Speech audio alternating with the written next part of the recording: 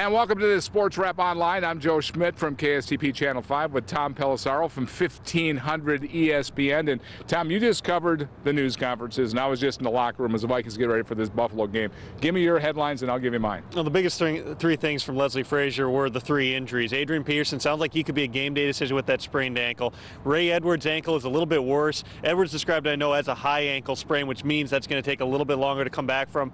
But Frazier said there's still a chance with him. And Steve Hutchinson's thumb is broken. They're going to have to cast him up, heavily bandage him, which for an offensive lineman, of course, is tricky because it's tougher to latch on to guys with only one good hand. And in the locker room, we got a shot of Steve Hutchinson. He did have a cast from basically the elbow on down. And, you know, that obviously is tough because you do hold inside. And he said that he would give it a shot out there, but if they have to club it, it's going to make it awfully difficult for him. The other thing that I noticed inside is it seems to me this win was something this team really needed. I mean, just a whole different kind of attitude in there, and they're refreshed. Without a doubt. Just talking to guys in the locker room out in Washington on Sunday, it was a relief. That was the biggest thing. It was not even redemption or anything like that. I mean, these guys are still 4-7. They know their season probably is not going to end in a playoff berth, but they got some kind of positive vibes going. They had another one of these close games, and they did enough to win. Now, Washington threw away that game in a number of different ways, but everything feels different. Guys describe it as a fresh season.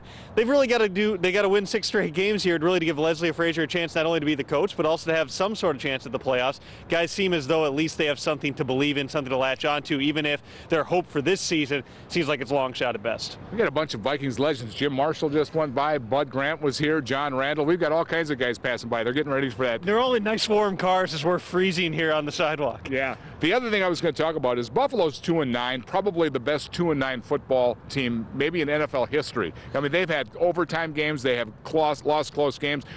Stevie Johnson dropped a football. They would have won last week against Pittsburgh.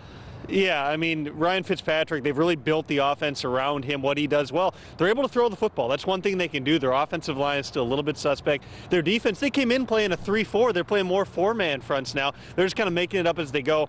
A lot of close games. That's the mark of a team with a new coach, with a lot of young players. They're trying to fit some pieces, some square pegs and round holes. They haven't been able to get over the hump. You got two teams here who have been in a lot of games and just haven't been able to win. You know, it's been my impression that Leslie Frazier has taken over as the interim head coach, but he's acting like the head coach. Sometimes you see coaches, when they get that label, they're a little afraid to step forward and make a mark on the team.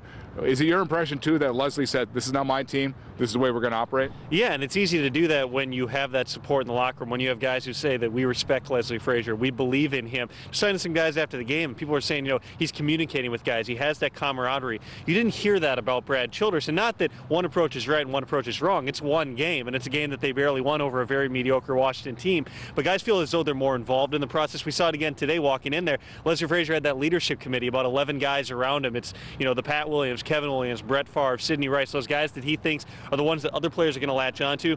He wants them to be the spokespeople in the locker room, and it seems as though those guys have embraced that. And by the way, one last parting shot. Brett Favre went outside in his shorts and a T-shirt out to his car, you know, for probably 3-4 minutes.